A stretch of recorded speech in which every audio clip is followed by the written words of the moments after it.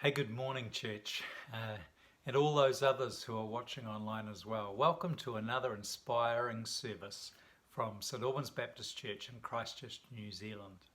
I know you're going to be blessed by being part of us today. Today I'm going to be speaking about the binding referendum as to whether euthanasia should be legalised or not in New Zealand. And this is one of the most significant matters our country has ever faced. So stay tuned for insights and information as to what God thinks about life and about the taking of life. In a few moments there's some praise and worship, and then I'll share the message, and that'll be followed by one of the leaders of our church sharing his story of how he came to faith in Christ. I know you're going to be blessed. Stay tuned.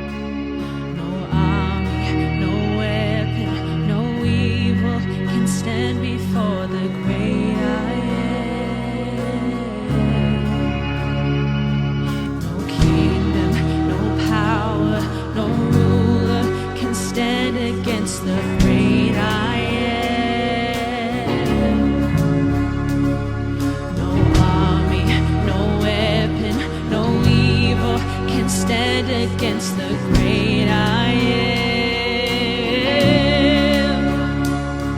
No sickness, no pain, no depression can stand against no hunger, no fear, no injustice can stand against no kingdom, no power, no ruler can stand against the great I am. When I'm empty, you overflow.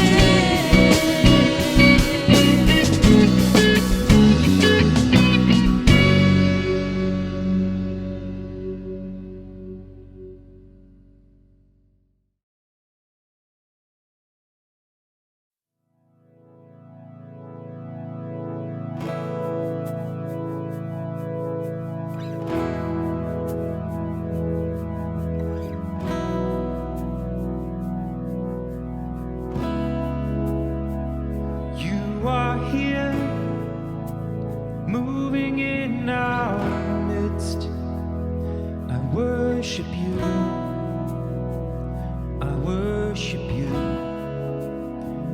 You are here, working in this place. I worship you. I worship you. You are waymaker, miracle worker, promise keeper, light in the darkness. My God, that is who you are. You are waymaker, miracle worker, promise keeper, light in the darkness. My God, that is who you are. You are here, touching every heart. I worship you. I worship you. You are here, healing every heart. I worship you. I worship you. You are here, turning lives around. I worship you. I worship you. You are here, mending every heart. I worship you. I worship you. You are waymaker, miracle worker, promise keeper, light in the darkness. My God, that is who you are.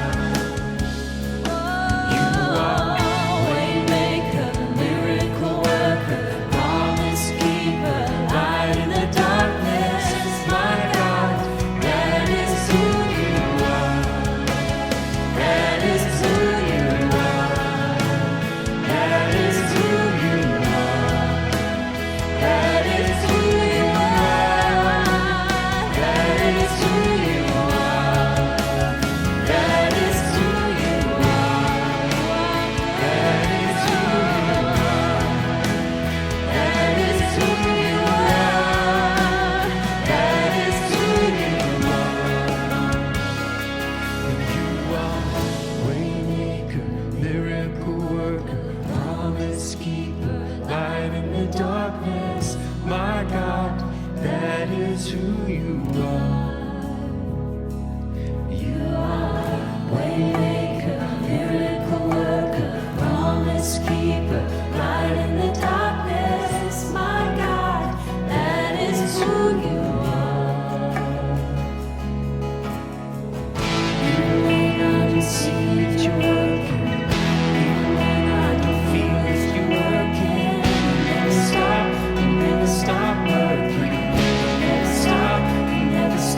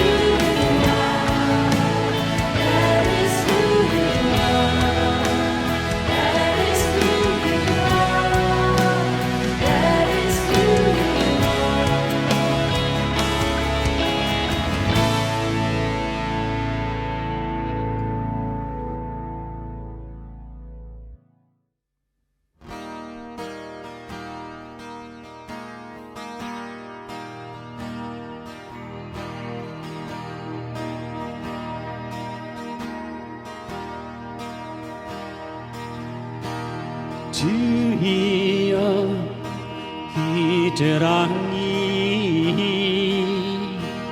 주여 기대페누아 주여 기대나고 하나 땅에다 가더라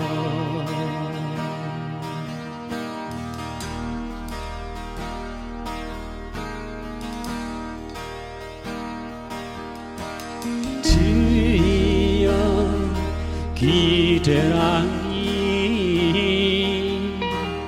주여 기대페누아 주여 기대나고 하나 땅에다 가더라 There is but one love, and it is your love. For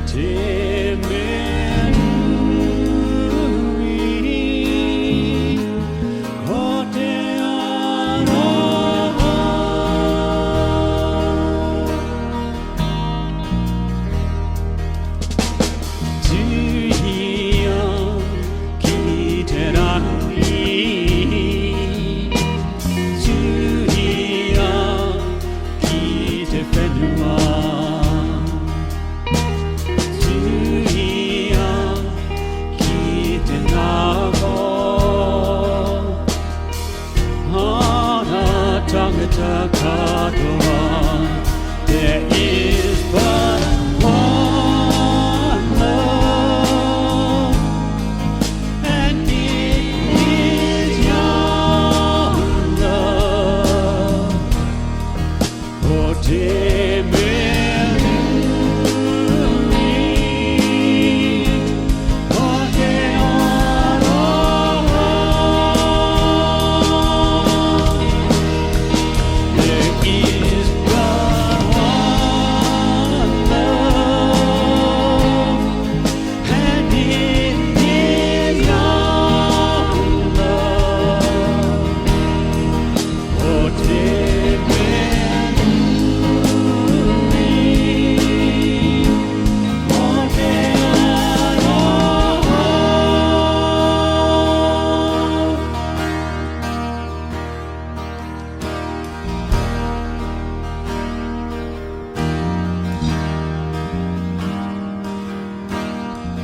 Your love has freed us. We're free indeed. Spoken to our pain, revealing hope again. Your love has freed us. We're free indeed. Spoken to our pain, revealing hope again. Your love has freed us. We're free indeed. Spoken to our pain, revealing hope again. Your love has freed us. We're free indeed. Spoken to our pain, revealing hope again. Your love has freed us. We're free indeed. Spoken to our pain, revealing hope again. Your love has freed us. We're free indeed. Spoken to our pain, revealing hope again. There is but one love, and it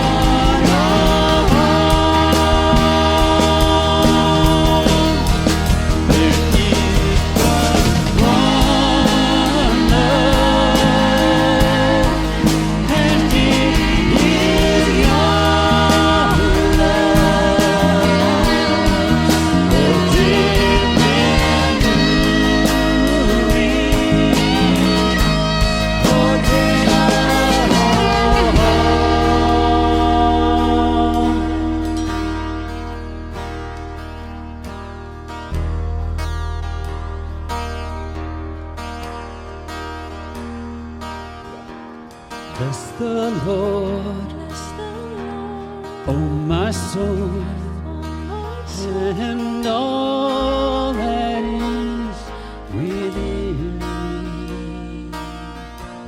Bless the Lord, bless the oh my soul, Lord, my soul, and all that is within me. Bless the Lord, bless the Lord, oh my soul, my soul, and all that is within me. Ekororia, ekororia, kia koe. Ekororia, ekororia, kia koe. Ekororia, ekororia,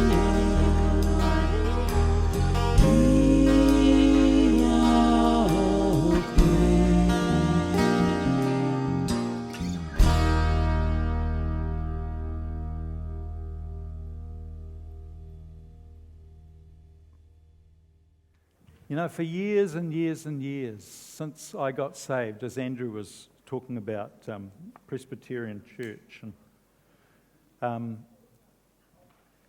it's been Sunday. It's been waking up and going, wow, Sunday. Going to be together with my mates, my friends, and people that I like. This is when I was young, you know. And some that I don't like, and, you know. And it's just gone on and on and on. It's a wonderful thing to be able to be together. Well, this morning I want to attempt something that in what I'm calling in a hot potato series. You know what it's like if you get given a hot potato? Do the hot potato thing. You know, you kind of. Well, that's a little bit like this is, because I'm talking a bit about the New Zealand referendum we're having on these two questions. And talked into the drug situation a couple of weeks ago. If you haven't seen it, please go online and have a look at it, because I think it'll help in terms of forming your opinion. But today, I'm talking about this one, which is even hotter. And I think it's impossible to be neutral for me as the speaker here today. And I just want to say I will vote no, a very definite no on this. And I'll do it because of my beliefs in God and because of my research. And I've read a lot of articles that have come my way recently, but this book is the one that I'm drawing on most. It's by a New Zealand journalist by the name of Carolise Trays. She wrote it during the lockdown and it was published, so it's very recent. And she's interviewed people from both sides of the spectrum, asking questions. It is an extremely good read. I've seen a lot of death because I'm a pastor, and most of that has been in palliative care situations. And in the funeral, which I often will end up taking, the family effuse over the kind of care that their loved one has had, and wonderful things are said of those who are nursing and dealing in that palliative care situation. But what I would say is not that they are helping the person to a death with dignity. And interestingly, both sides, whether you are for euthanasia or against euthanasia, both sides are saying the same thing. They want death with dignity. And both sides are claiming that claim. We've got to figure out in ourselves whether one side gives that over the other side, or whether they both can provide death with dignity. Not every case have I seen people die without suffering and pain, but 99.9999% of the people that I've watched or been part of their death situation in palliative care have died in a very peaceful and wonderful way. From my reading, this fact that both are wanting dignity, it comes out really, really clear. One side says that it can come with palliative care. The other side saying we need to be able to determine our own timing of our death and to choose to have a doctor administer a lethal dose of drugs into us or assist us in committing suicide. Because this act actually allows both.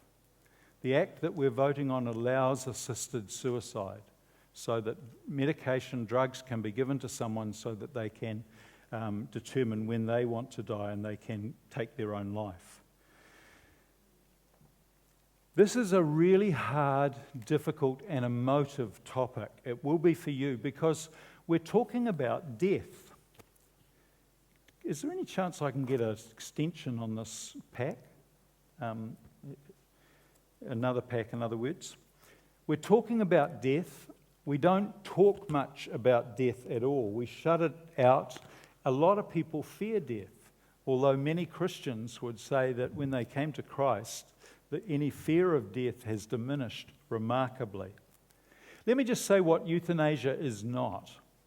Euthanasia is not someone choosing to stop taking medication, even if it leads to their death. Nor is it having a written decision not to be resuscitated. That's not euthanasia. If someone chooses, do not resuscitate me if I have a heart attack or something happens, do not resuscitate me. That's not euthanasia. And turning off a life support system in hospital is not euthanasia or either. All of those things are actually legal.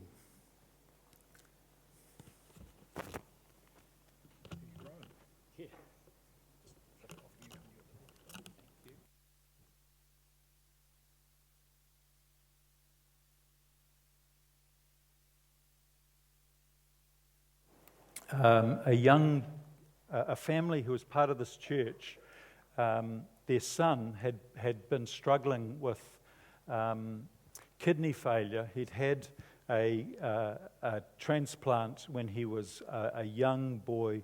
It was failing again. He'd been on dialysis for much of his life, and he decided that he would not have any more treatment.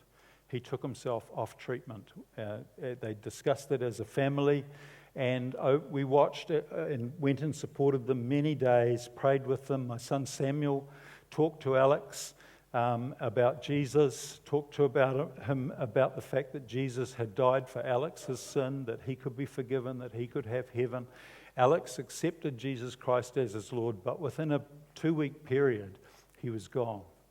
And so I watched that situation. Now, that is not euthanasia. People can take themselves off medication now.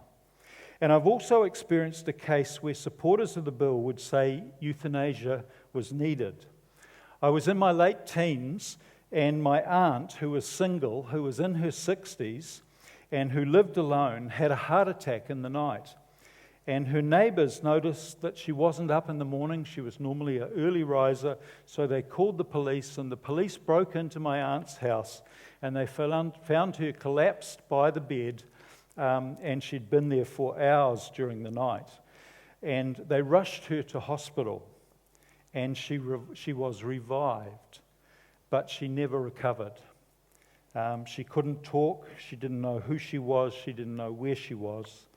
And many times our family conversations were, why did the neighbour have to notice?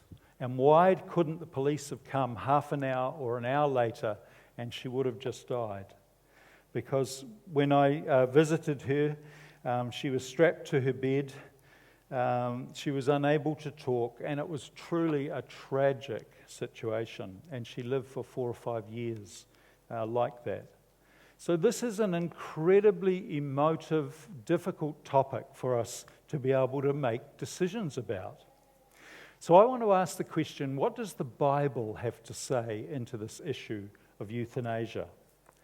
And the first thing that we find when we look into the Bible is the Bible has what theologians call a a doctrine of the sanctity of life, that human life is sacred, that it is holy, that it is precious. And it's drawn from scriptures right across the Bible that have enabled people to be able to come to this conclusion that God sees human life as absolutely sacred. In Genesis chapter 1 and verse 26 and then verse 31, it says this. It says, "Then God said, 'Let us make mankind.'" And then it says in verse 31, "God saw all that he had made, and it was very good." So God is the creator of all humankind. And he says our life is actually very, very good. That means every single human being, no matter what race they are from, trace their genealogy back to Adam and Eve, to a single parents. We are not, as Andrew said, random accidents. We are the product of our mum and dad, but God says he created the mechanism for that life to be reproduced. But he also says in the Bible that he watches intimately, and even, well, that's an unusual thought, isn't it? As life is reproduced, God watches with intimacy into those moments. But he also says that he involves himself in those moments also. If we look at Psalm 119, verse 73, it says, "Your hands made me and formed me." Along with mum and dad, God says he was active in the process of us being formed in the womb. Psalm 139, verses 13 to 16 says, "You made all the delicate inner parts of my body, and you knit me together in my mother's womb. Thank you for making me so wonderfully complex. Your workmanship is marvelous. How well I know it. You watched me as I was being formed."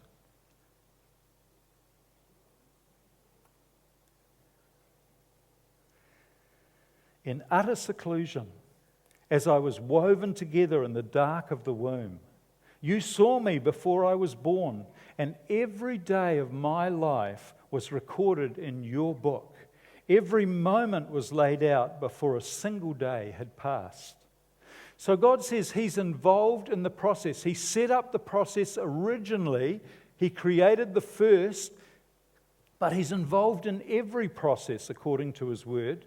And he watches the development in the womb, and he plans out the length of every person's life. And in verse 31, God says, "It was very good when I created human beings." On day 1, 2, 3, 4, 5, it was good. But on the day that he created mankind, he says, very good. There's something special about human beings.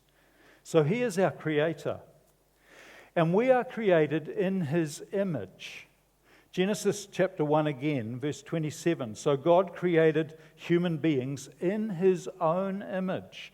And then it says it again. "In the image of God he created them. Male and female he created them." So we, whether we're a guy or a girl, are mirror reflections of God. Now that doesn't mean that God, has got red hair and a nose like I've got, and it's not talking about the physical attributes of our outer body. It means that we carry his attributes, his pattern, his spiritual DNA within us. He is Trinity, Father, Son, and Holy Spirit. And we too have Trinity, body, soul, and spirit. And it's his image, the one that we are created in, that differentiates and elevates human beings, human life, from any other animal. No other created thing is given the honor that human beings are given. And it means that human life is sacred. We are set apart from all other life forms. And image bearers, in other words, human beings, are specially protected the Bible says. Genesis chapter 9 and verses 5 and 6 says, I will require the blood of anyone who takes another person's life. If a wild animal kills a person, it must die, and anyone who murders a fellow human must die. If anyone takes a human life, that person's life will also be taken by human hands. For God made human beings in his own image. So friends, we carry a sacredness, but also a protection order from God himself that we are not to kill or be killed. And God spoke this out very early in mankind's journey. It's in the book of Genesis. So everyone could see the value of a person's life. And then it says there's another thing that sets us apart and makes our lives sacred, is that God breathed his life into us, his breath into us. Genesis chapter 2 and verse 7. Then the Lord God formed the man out from the dust of the ground, and he breathed the breath of life into the man's nostrils, and the man became a living person, or the King James says a living soul. In other words, he had those attributes of mind, heart, emotion breathed into him. And no other life form was made alive like this. This act of God's breath did two things. It created the soul, which, as I just said, is the mind, will, and emotions. And soul in Hebrew is nephesh. It means to be animated, to make conscious. And then secondly, breath is one of the words for spirit. And God breathed, and when he breathed, he not only created our soul, but he created our spirit into us as well. And spirit is the part of us that is eternal and will continue on forever. So as humans, we were created by God, we were made in his image, we were formed with soul and spirit, and we're so valued that to kill another human being deserves death from God's perspective. So our life is sacred. The second thing, firstly, we were created by God with all of those things I've just said. The second thing the Bible teaches us is that as Christians, our lives belong to God himself. 1 Corinthians 6, verses 19 to 20. Don't you realize that your body is the temple of the Holy Spirit who lives in you and was given to you by God? You do not belong to yourself, for God bought you with a high price, so you must honor God with your body. Even as Christians, we often find that hard to actually believe, that we don't determine ourselves, we don't sustain ourselves, we can exist. We think we can exist by ourselves. But God says very clearly, I created you in the first place, but every day is because I hold everything together. And I own your bodies. They're his. Our existence and our length of days were written in his book before we were born. This was spoken to Jeremiah in Jeremiah 1:5. I knew you before I formed you in your mother's womb, and before you were born I set you apart and pointed you as my prophet to the nations. And in Psalm 139, which we've already read in those verses 15 and 16, it says, you saw me before I was born. Every day of my life was recorded in your book, and every moment was laid out before a single day had passed. So friends, biblically, our time is in God's hands. He's responsible for our life and for our death, for the death of each person. And it's clear there is an allotted time for each person. But the Bible also says that we have an enemy who tries to take human beings out before their allotted time and tries to kill, steal, kill, and destroy human beings. And we have a duty to fight for our life and to believe for the healings that God has placed within us. Is that making sense?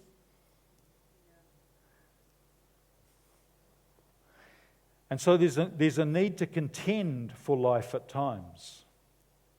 But it's clear that it's God's job to end life, Deuteronomy 32:39 says this, "Look now, I myself am He.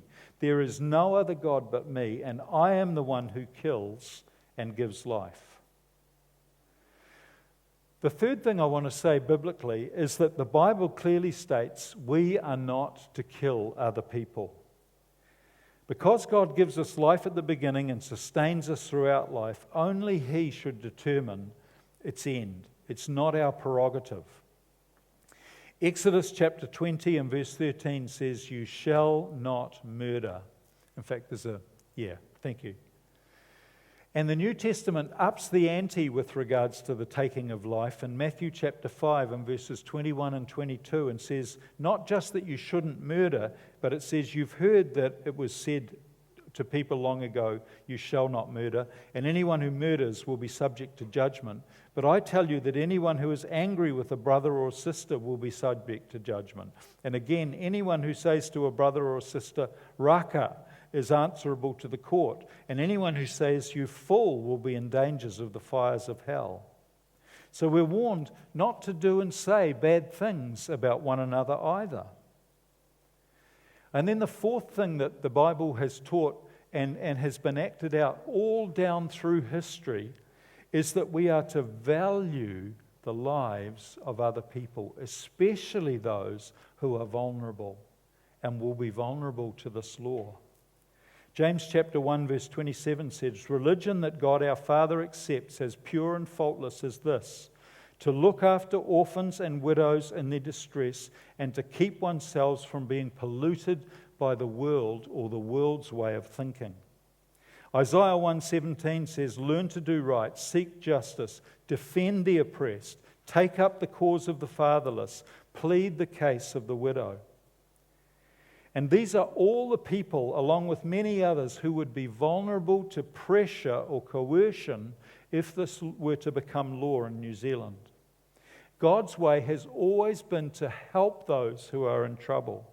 And the church down through history, if you read much of church history, you'll find that it has done a fantastic job of helping. Even when society gave up on certain people and said they're of no worth, there have been times in history when children have been left out to die, and Christians have come across these children and they've taken them into their families and they have raised them as their own children. So rather than encouraging death, have actually fought for life.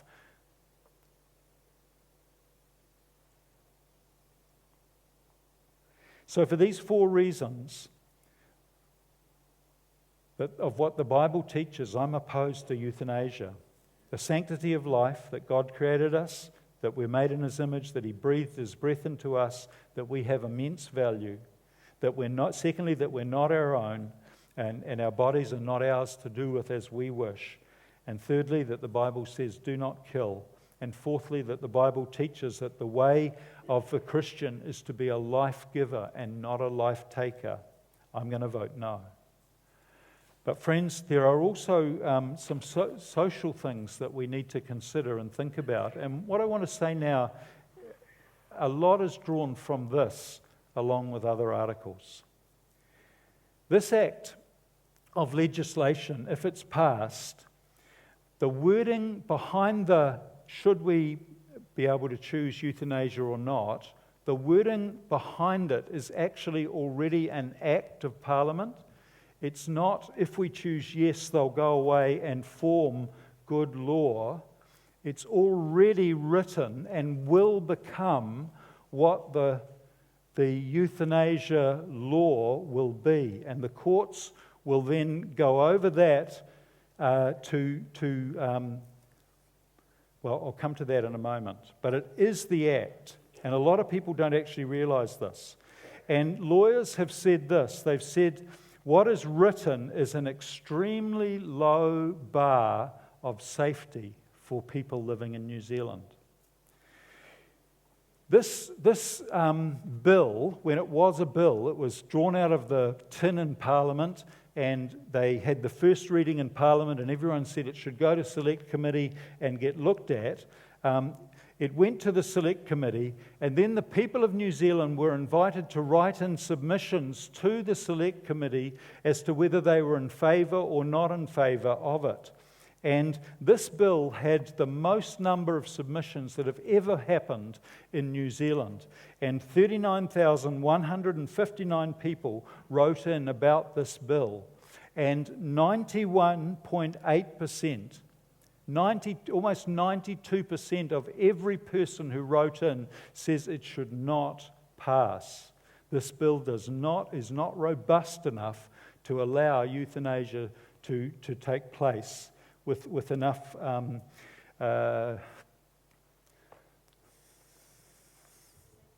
safeguards. Thank you.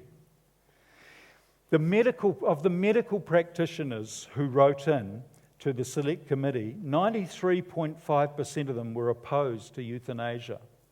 And many said that it has inadequate safeguards for the vulnerable. And many said that doctors should not be asked to change thousands of years of allegiance to the Hippocratic Oath to fight for life instead of to kill people. They said that doctors should not be put in that position where they are asked to choose to be fighting for the traditional belief of people have a right to live and we should do everything that we can for life rather than to be the people who will actually kill people. The Select Committee took 16 months to discuss and bring it back to Parliament, and they brought it back with almost no changes. And they had not been able to craft a better, a stronger, a safer law. There are 8 MPs on the Select Committee, and they fell into 2 camps, each opposed to each other, and they were unable to agree on almost any changes. And so instead of the Select Committee making recommendations for changes, suddenly all of Parliament had to become the Select Committee and sit until they could make changes to this law. MPs submitted 114 amendments to the law to try and make it a safer, have more safeguards within it. They're called supplementary order papers or SOPs. And Parliament was unable to agree on the changes because Parliament fell into 2 camps of people who were absolutely opposed to it and people who were absolutely for it, and they could not make many changes at all. There were only 3 that were agreed to.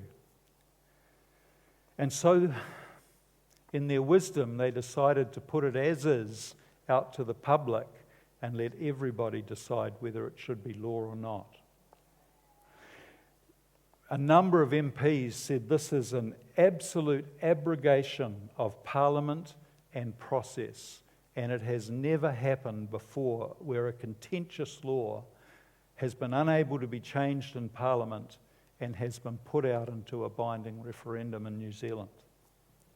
So let me just say a few things about the legality. Queen's Counsel Grant Illingworth was interviewed in the book, and he said this.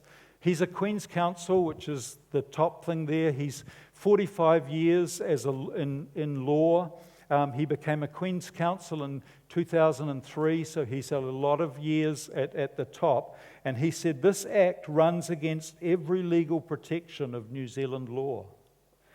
It will completely change the playing field of how society thinks.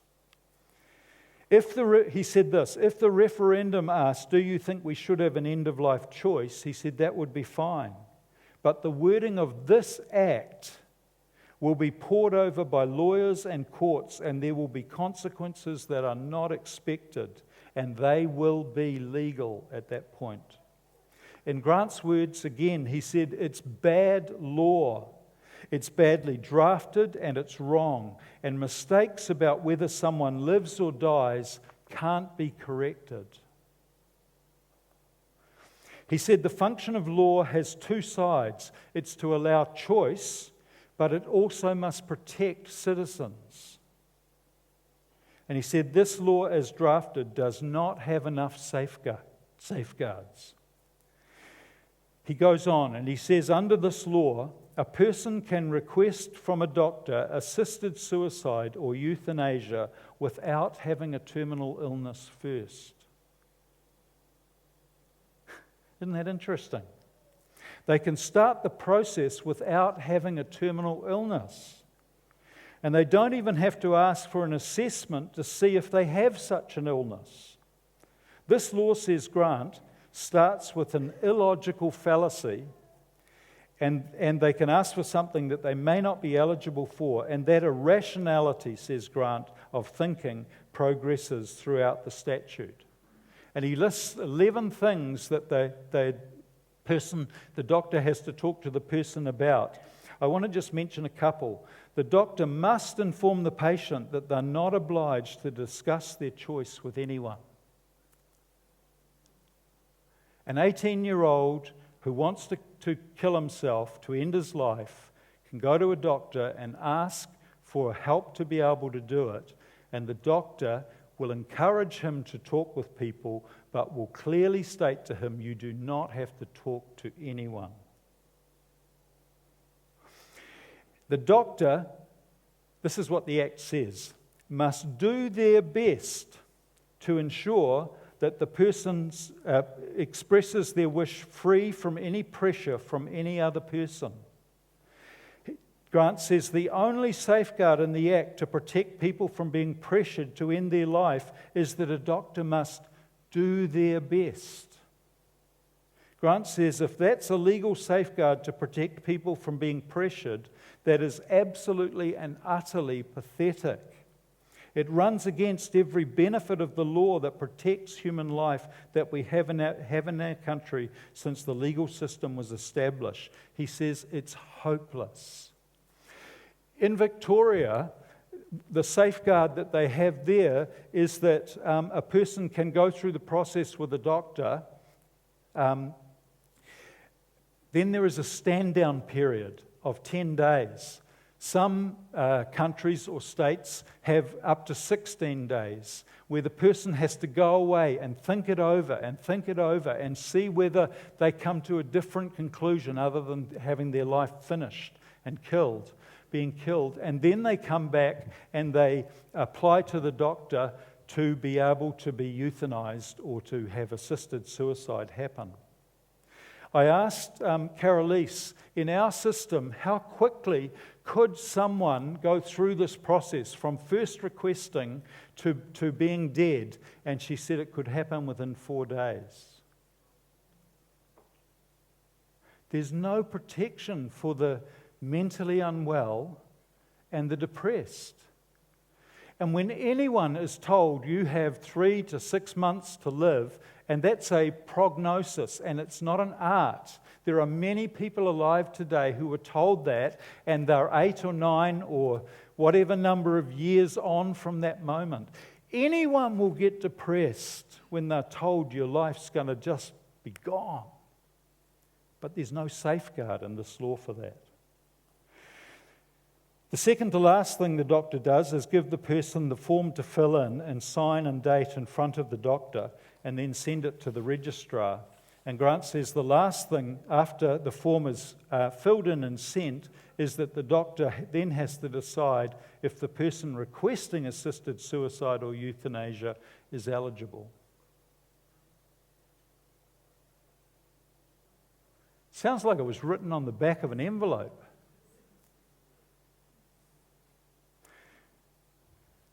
There's a lot that could be said. Let me go on. Grant's summary. This act is illogical and its processes have no meaningful safeguards at all, or little meaningful safeguards. What about coercion? Grant was asked about this. He said, I've had 45 years of legal practice. I've met many people under pressure, people who used pressure, manipulation, and all sorts of devious means to get their own way. Many people in the community are willing to do that to get a person's money. It's utterly naive, says Grant, to think that this act contains sufficient safeguards to protect people from that pressure. There are countless people out there who will do this. That's why our criminal courts are full every day of people being sentenced for wrongdoing. Medical. A terminal illness that will take a person's life within a very short amount of time. As I said, the doctors will tell you that a prognosis is not science. It's an art. It's an educated guess. You know, when anyone receives a prognosis of imminent death, depression is very common. One doctor said this, if you move from a world where a doctor doesn't kill a patient to one where a doctor does kill patients, it's a completely different world. And what about the disability sector? There are many people with disabilities now who live with those conditions, and the makers of the bill consider that those conditions are reason enough to legalize euthanasia. And these disabled people don't want to die simply because someone has to help them to be able to live their life, even to clean their bottom. They're glad of life and the closeness their disability has brought them to others, and the aroha they receive from people who are helping them to be able to live with dignity. And this bill discriminates against the disabled. It devalues their lives, and it places pressure upon them to use it and to kill themselves. One person in the UK who is a UK TV star, Liz Carr, says this: one person's right to die becomes another person's feeling that it's their duty to die. And then there's the slippery slope. This law is already discriminatory from the start because it says you can't use it unless you're 18.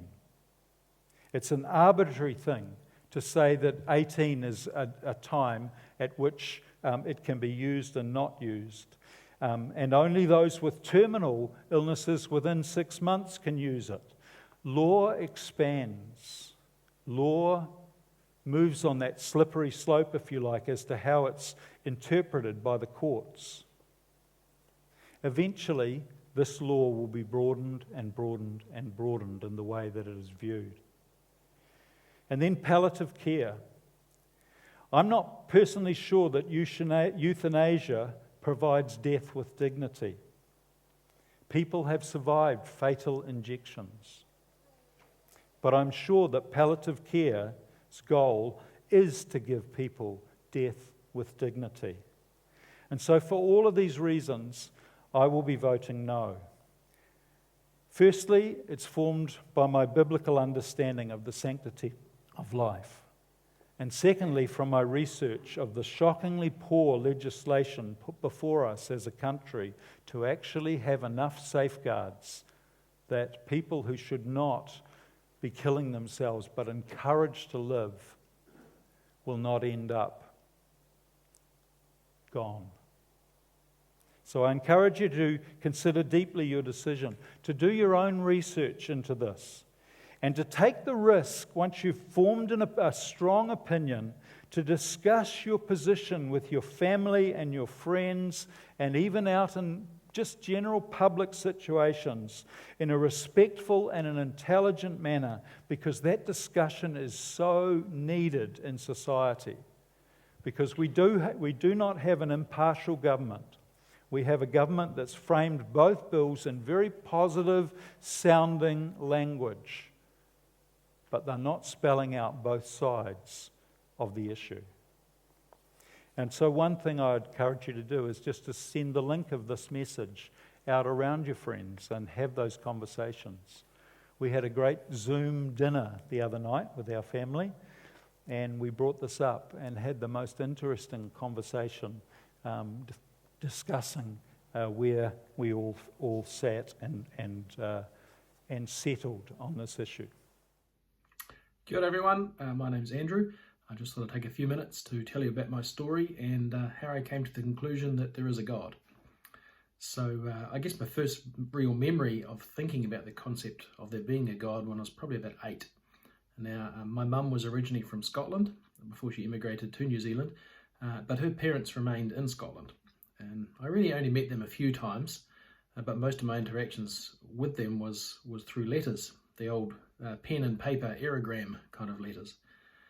Occasionally we'd get a phone call from them, but generally, because toll calls were so expensive back then, generally a phone call meant some kind of bad news.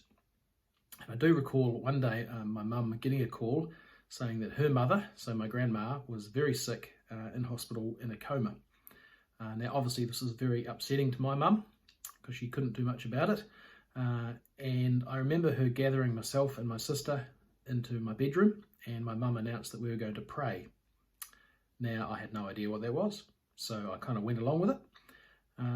Anyway, I don't know what mum said. I remember there were lots of tears, but I really don't remember what she said. But it must have worked because 10 days later, we received a letter from my grandma thanking us for praying.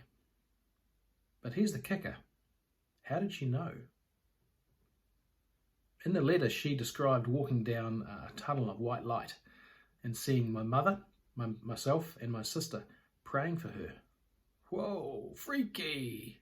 How did she know? That's crazy. But I guess that must have sowed the seed for me that there could be something up there or out there that transcended space and time, because Scotland was a long way away. So I filed that away in my mind and carried on being a kid. And as the years went by, I remember being dragged along to church every so often. Mostly I agreed when there was money on the table. Typically a 50 cents would get me along to a morning service because 50 cents back in those days would buy a lot of lollies at the corner dairy right next to the church. Anyway, I got involved in the youth group, met some people that I liked. By that stage, I guess early teens, girls becoming interesting at that stage. And I started to hang out with a mix of kids, some of them who announced themselves as Christians. I guess I must have been involved in youth group for a couple of years before it kind of started to dawn on me that I really had a decision to make. Was this God thing actually real? And if so, how did that impact me? And maybe it was a fairy tale, and if so, I might as well ignore it, forget youth group, and get on with my life. So, decision time, really. Now, I'm pretty slow on these things, so it took me a while to make decisions. But I recall when I was about 15, I was in an evening service at a very traditional Presbyterian church in Wellington. The sermon ended. I've got no idea what it was about. We stood up to sing, and it kind of hit me at that point. Now's the time to decide, are you in or are you out?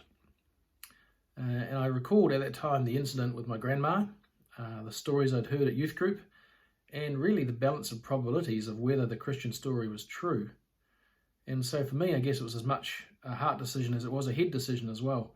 So at that time, in the third row of the Presbyterian church, with no real fuss or bother, I just simply said under my breath something along the lines of, yep, I believe it's true, I'm in. And after that point, the teaching at youth group seemed to take on a bit more meaning. And the relevance I felt myself being challenged on many aspects of my lifestyle. In my first year of 7th form, which is year 13, I joined a group of around 20, 17 and 18-year-olds from all over Wellington. We met every week under the leadership of a bloke that worked for Youth for Christ. I guess you call it a discipleship group these days. Anyway, over that 2-year period, we learnt more and more about what it was to be a follower of Christ. And it was very challenging. Many times I thought, it would be much easier not to follow this kind of this belief in this lifestyle and leave that behind and go my own way. But what kept me coming back was how firmly I held to the belief that God is real and he sent his son to die on my behalf. I couldn't really bring myself to ignore that, no matter how hard I tried. In fact, I guess still to this day, I find it harder to believe that there isn't a God than I find to believe that there is a God. And if you just look around at the intricate design of nature, of the human body, of our relationships with each other, and I guess to hold a belief that these come about from pure randomness and pure coincidence, to me that takes a greater leap of faith than it does to believe that all these things are created by design. So as you probably noticed, I'm a little bit older than 18 now. So since that time, a lot of water has gone under the bridge. I've been encountering, discovering, committing further to God. I won't tell you all the stories now, but suffice to say it's been a real journey and a challenge. But one thing I do know is that God has never, ever, ever let me down. Sometimes he doesn't respond in the way I think he should, but his responses, I'll give him that, his responses are always better and they're never a mistake. So like with most people, there's been ups and downs, good times, bad times, but I still come back to the fact that God created me, he created you, and he created the whole world, and to me that deserves some kind of response. And I guess like you can't be half pregnant, you can't really half believe as well. You're either in or out. So I'm pretty pleased that I chose to be in, back in the third row of that Presbyterian church so many years ago. So that's me. Thanks for listening. Have a super day. Thanks so much for joining us today. And our prayer is that you have sensed God's presence with you, whether that be through the worship time, whether that be through the message or the personal story that got shared at the end, but that somehow your heart has resonated with it. And if you would like to let us know how you have been impacted, or you would just simply like to get to know us better, you can email us on office@sabc.org.nz, or you could go to our website www.sabc.org.nz, or find us on Instagram or Facebook and like our page or follow us, just to kind of keep in the loop of what we're up to here at SABC. Now, if you would like to find and join in a deeper way with us and would like to give to the ministry here at SABC, all the details of how you can follow through with that are going to be on the following slide. Once again, we've loved having you join with us. Haere rā whānau.